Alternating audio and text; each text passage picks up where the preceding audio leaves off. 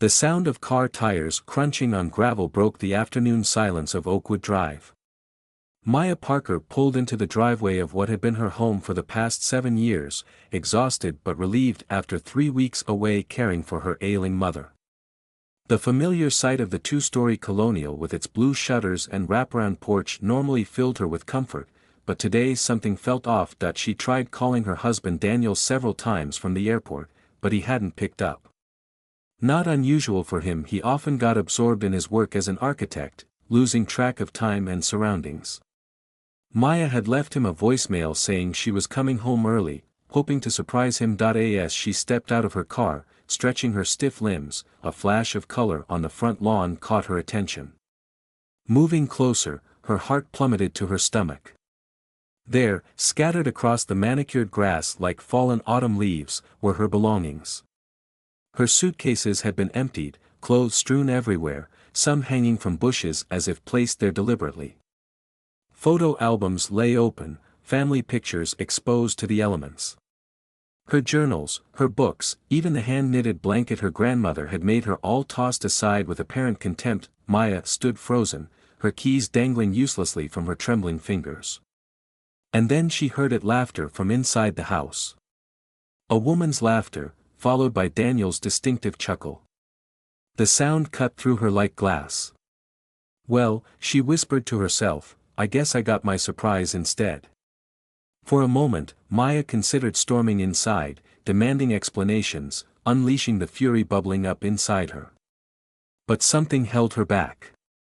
A strange calm washed over her as she surveyed the ruins of her marriage strewn across the lawn. Without a word, without tears, Maya began collecting her scattered belongings. One by one, she gathered her clothes, folding them with deliberate care, placing them back into her suitcases with methodical precision. She worked silently, efficiently, her face a mask of composure that betrayed none of the earthquake happening within. When the front doors suddenly opened, Maya didn't even look up. "Maya?" Daniel's voice cracked with shock. Behind him stood a tall blonde woman, her expression shifting from smugness to uncertainty. Maya closed her suitcase with a decisive click, rose to her feet, and turned toward her car, her silence more powerful than any scream. "Maya, wait. I can explain." Daniel called after her. She paused, one hand on the car door. Without turning around, she said, "No need. I see everything clearly now." Her voice was steady, her back straight as she loaded the last suitcase into her trunk. As she drove away, Maya had no idea where she was going. But for the first time in years, she felt like she was heading in the right direction. What Maya couldn't know then was that this moment, this humiliation that felt like an ending, was actually just the beginning of her story. "I still can't believe you just left without saying anything else," Elena said, pushing a mug of tea across the kitchen table to Maya. "If it were me, there would have been blood." Maya wrapped her fingers around the warm mug, finding comfort in its heat. Elena's guest room had been her home for the past 2 weeks, 2 weeks of cycling through shock, grief, rage, and numbness. What was there to say? Maya shrugged. 7 years of marriage reduced to my belongings on the front lawn and him standing there with her. "Have you called a lawyer yet?" Elena asked, her practical nature surfacing. Maya shook her head. "I keep thinking maybe this is all some horrible mistake." Elena reached across the table, squeezing Maya's hand. "Sweetie, the only mistake was his. And from what you've told me, little Miss Homewrecker knew exactly what she was doing." Maya's phone buzzed for the 20th time that day. Daniel again. She had stopped answering his calls after the first 3 days, tired of the same excuses, the same empty promises. "He keeps saying it's not what I think," Maya said, silencing the phone without looking at it. "Says she's just a colleague who's been staying at the house while they work on a big project." "A colleague who threw your things onto the lawn?" Elena arched an eyebrow. "That's one dedicated coworker." Despite everything, Maya found herself smiling. Elena had that effect, bringing light even to the darkest situations. "I don't know what I would have done without you," Maya said. "That's what best friends are for." Besides, you took me in after my divorce from Hell on Earth Harrison, remember? Cosmic payback. Later that night, alone in the quiet of the guest room, Maya finally allowed herself to look at Daniel's messages. Among the pleas and apologies was a text that caught her attention. Maya, Sophia had no right to do what she did. I never told her to touch your things. I didn't know. Please come home so we can talk. 7 years means something. It has to. Maya stared at the text until the words blurred. 7 years. 7 birthdays, anniversaries, Christmases. 7 years of building a life, planning a future. All that time, she thought they were writing their story together, only to discover she might have been a minor character in his. She thought about the last few months before her mother's illness called her away, how distant Daniel had been, how he'd been working late more often, how their conversations had grown shorter, more perfunctory. She'd attributed it to stress from his big new project. How easily we deceive ourselves, she thought, when the truth is too painful to face. Maya opened her laptop and typed, "divorce attorneys near me," into the search bar.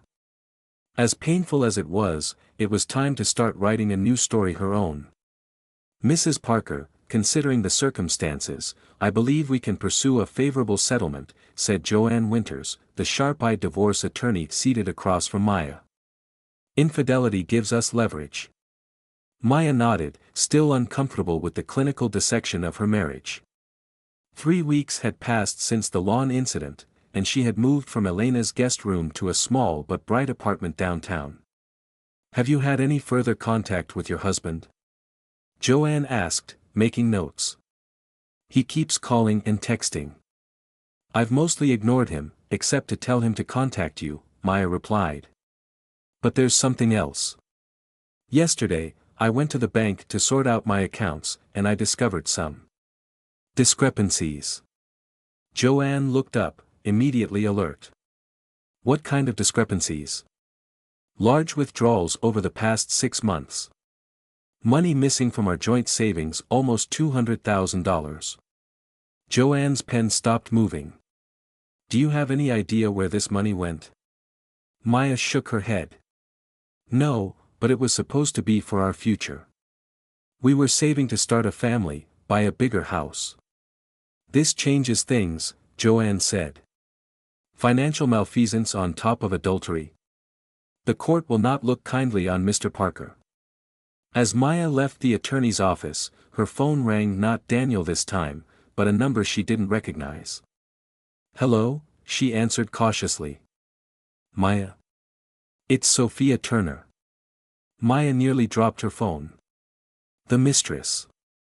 The woman who had thrown her belongings onto the lawn. The woman who had been living in her house, sleeping in her bed.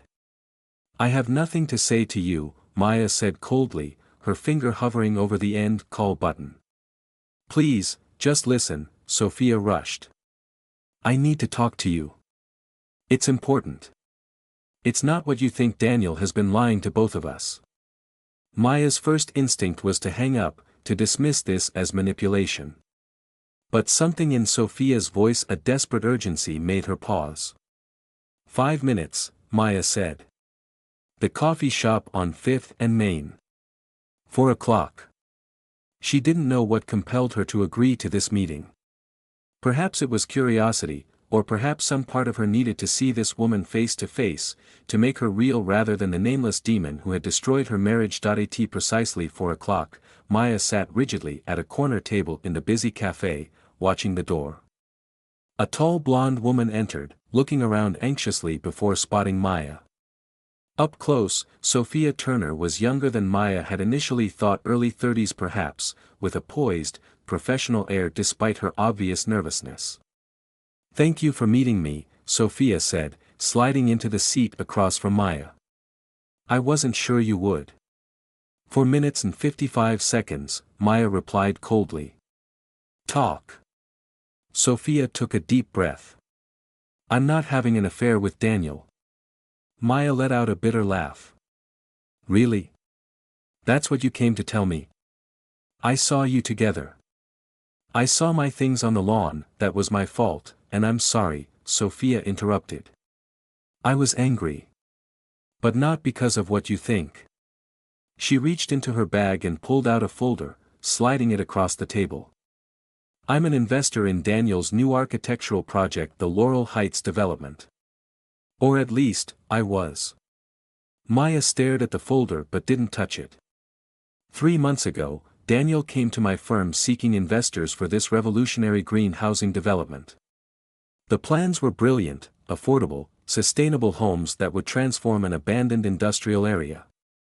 I convinced my partners to invest $2 million. Sophia's voice hardened. Last week, I discovered there is no Laurel Heights development. The land he claimed to have purchased doesn't exist. The permits he showed us were forgeries. Maya's head spun. What are you saying? Your husband is running a sophisticated investment scam. My firm isn't the only victim. There are at least 4 other investors. Sophia tapped the folder. It's all in here, proof of wire transfers, the fake documents, everything. Why would you throw my things out if you're not? Maya couldn't finish the sentence. Sophia had the grace to look ashamed. I came to confront him after discovering the fraud.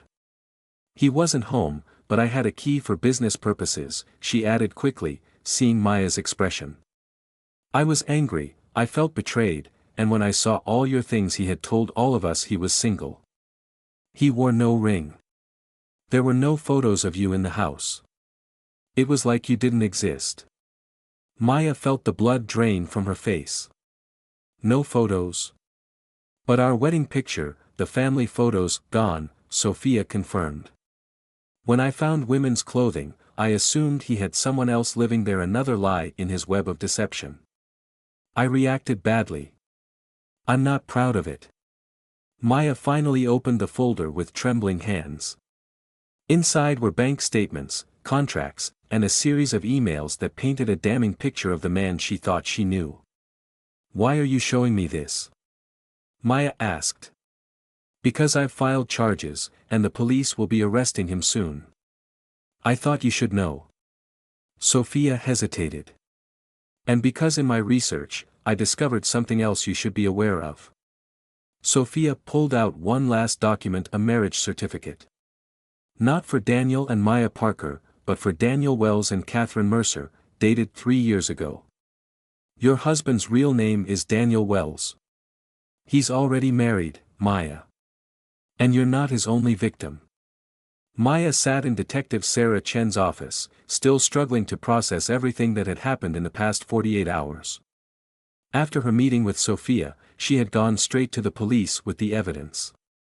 Hours of questioning followed, revealing a truth more painful than any betrayal she could have imagined. Mrs. Parker, or should I say Ms. Reeves, since your marriage to Mr. Wells was never legal, you've been incredibly helpful, Detective Chen said, closing her notebook. With your testimony and Ms. Turner's evidence, we have a solid case against him. Have you found him? Maya asked, her mouth dry. Not yet, but we will.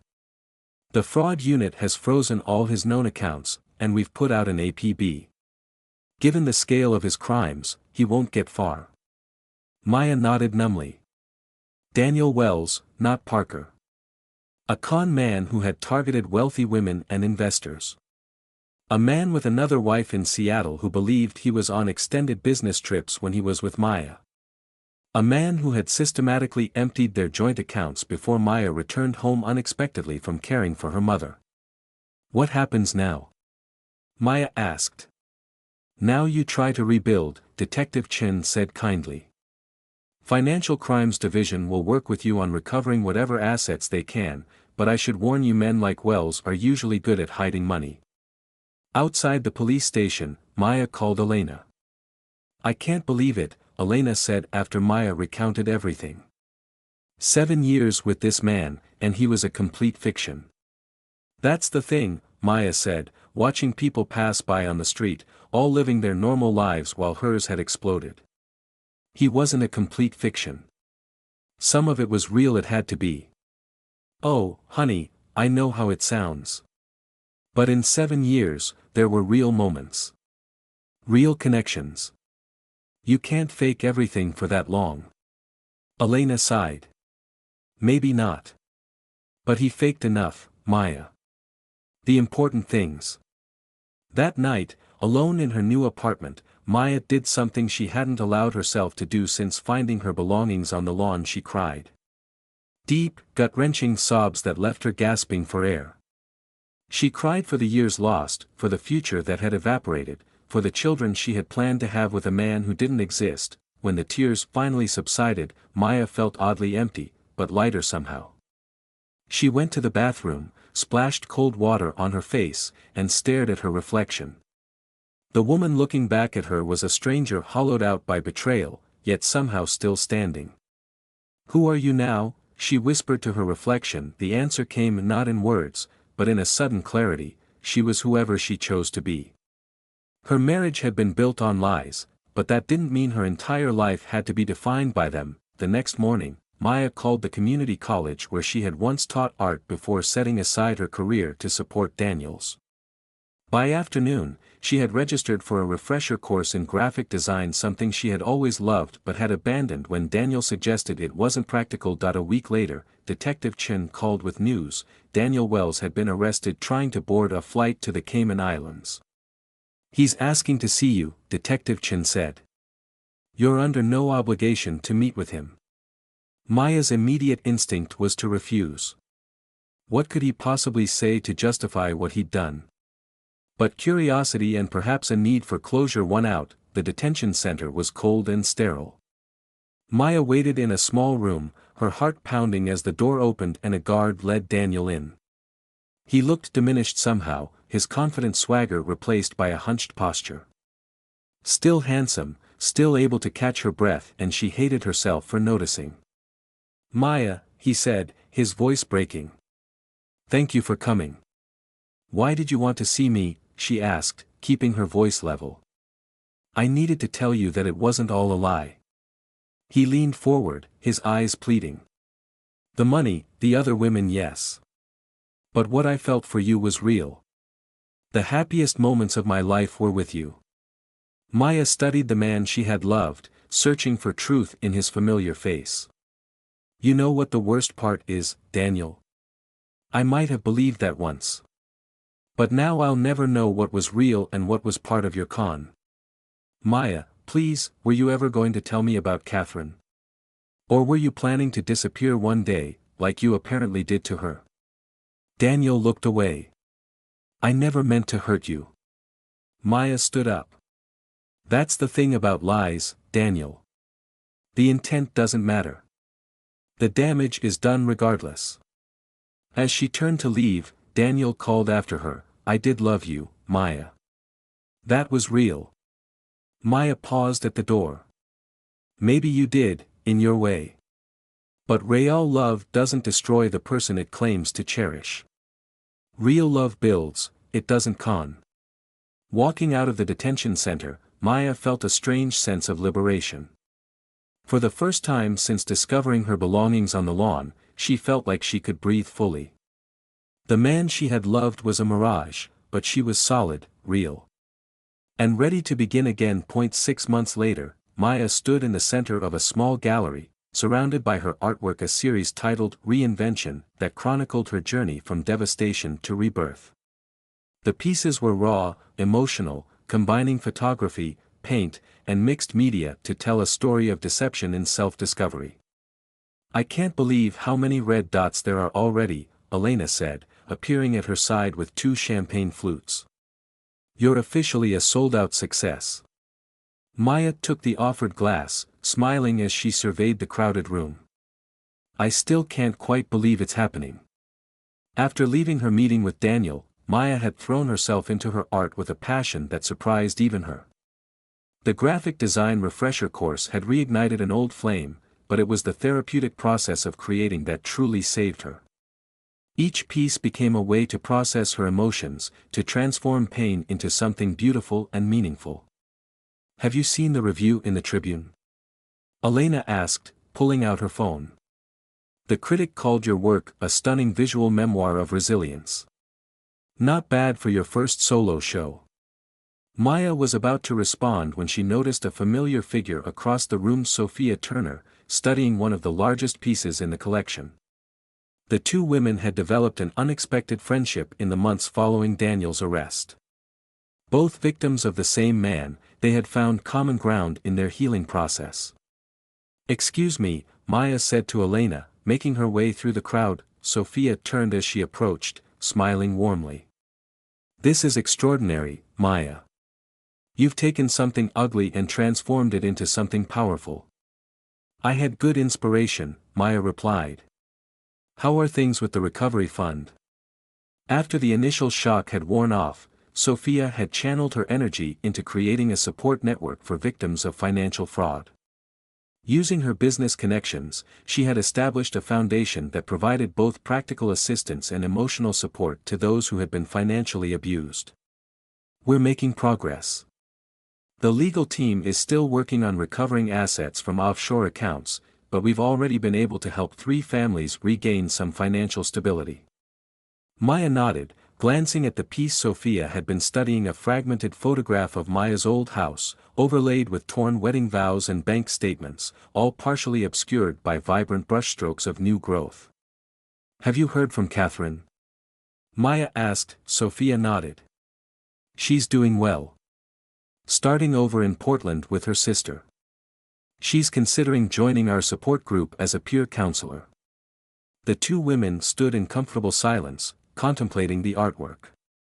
Maya had initially been hesitant about including Daniel's other wife in their support circle, but Catherine had proven to be just as much a victim as they were, perhaps more so, with a young son who had lost his father to prison.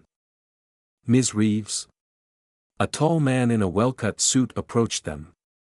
"I'm Marcus Cohen from the Carson Gallery in New York. I was wondering if you might consider showing this series in our space next month. We have an opening in our schedule, and your work perfectly fits our upcoming focus on transformative narratives." Maya blinked in surprise. "New York? Yes, I'd be very interested."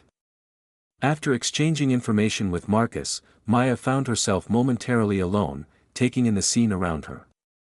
People were engaged with her art, moved by her story. Strangers approached her throughout the evening, sharing their own experiences of betrayal and recovery, finding echoes of their journeys in her work. Near closing time, as the crowd thinned, Maya stepped outside for a moment of quiet. The night air was cool against her skin as she looked up at the stars, thinking about how far she had come. "Quite a night," said a voice beside her. Maya turned to find Detective Chen, elegant in a simple black dress. "I didn't know you were an art enthusiast," Maya said, smiling. "I'm full of surprises."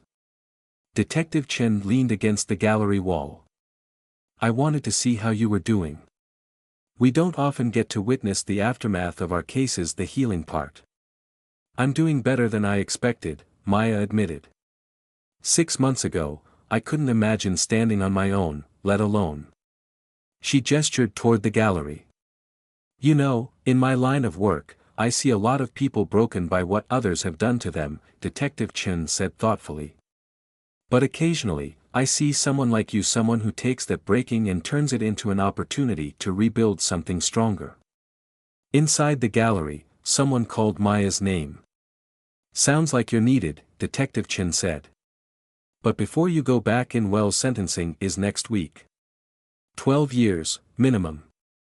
Thought you might want to know." Maya nodded, absorbing the information. "Thank you. Not just for telling me, but for everything." As she rejoined her guests, Maya felt a profound sense of closure. Daniel, or whatever his real name was, would pay for his crimes. The money he had stolen might never be fully recovered, but Maya had recovered something far more valuable, herself. Later that night, after the last guest had left and the gallery had quieted, Maya walked slowly among her pieces. Each one represented a step in her journey from the shock of betrayal to the gradual reclaiming of her identity. She paused before the final piece in the series, a self-portrait painted over the torn remnants of her invalid marriage certificate. In it, her face emerged from the fragments, eyes clear and direct, a half-smile playing on her lips. Behind her, a door stood open to a landscape filled with light. Maya touched the canvas gently. When she had started this piece, she hadn't known how it would end. Art, like life, sometimes revealed itself only in the making. The New York apartment was small but perfect, with large windows that bathed the space in natural light, ideal for Maya's studio work. After her successful showing at the Carson Gallery, she had received a grant to continue her series, expanding it to include the stories of other survivors of financial and emotional abuse. Maya set down her coffee mug and checked her watch. She had an interview with an arts journal in an hour, and later, a meeting with the publisher interested in turning Reinvention into a book combining her artwork with essays on resilience. Her phone chimed with a text from Elena. "Just saw your piece in Modern Art Review. My best friend, the famous artist. Coffee when you're back next week?" Maya smiled, typing a quick response. Elena had been her rock throughout everything, and though Maya now split her time between New York and her hometown, their friendship remained constant. Another text arrived, this one from Sophia. "Support group today was amazing. 2 new members. Your video message meant so much to everyone.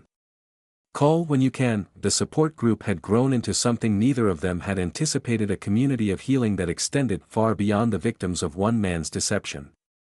Maya contributed regularly, sharing her story and her art, finding purpose in helping others navigate their own paths to recovery. As Maya gathered her portfolio for the interview, her gaze fell on a small framed photograph on her desk, not of Daniel, but of herself as a young art student, eyes bright with ambition and possibility. She had found it while sorting through old boxes, a reminder of who she had been before meeting him, before pushing her dreams aside. The woman in that photograph couldn't have imagined the journey ahead, the love, the betrayal, the rebirth. She couldn't have known that losing everything would ultimately lead to finding herself. Maya tucked her portfolio under her arm and headed for the door. Outside, New York hummed with energy and possibility. Once, she had defined herself through someone else's eyes, building her life around a love that proved to be as substantial as smoke. Now, she stood firmly on her own foundation, the architect of her own future. She had come home to find her belongings thrown onto the lawn, her marriage a lie, her future uncertain. She had quietly walked away that day, broken but not destroyed. And in that quiet departure had been the first step toward a truth she now knew with certainty. Sometimes, the greatest act of love is the one we offer ourselves, the courage to walk away from what breaks us, and toward what will help us heal. As Maya stepped into the bright spring morning, she carried with her not the weight of betrayal, but the lightness of possibility.